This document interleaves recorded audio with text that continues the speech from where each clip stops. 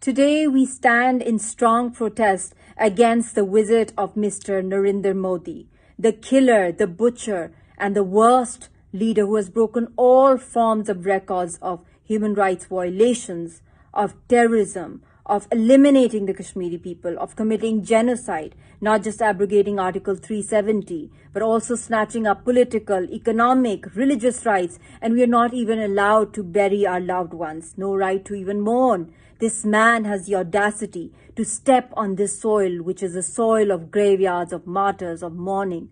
And he is solely responsible for it because the orders that he passes, his terrorist army follows them.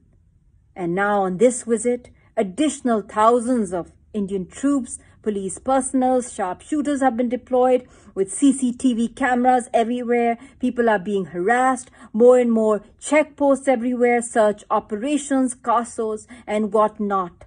But we will stand in protest. We will stand against this atrocity, these violations that India is committing under this regime especially. And I ask the world, for how long would you just keep on watching us, keep on listening to all the barbarity being committed against us? We are also part of this world. We exist on this planet. We demand accountability. And this man, this regime, these occupational forces, they have to be held accountable no matter what. And a day will come when, inshallah, they will be behind bars and be persecuted and punished for all the war crimes that they have done against humanity.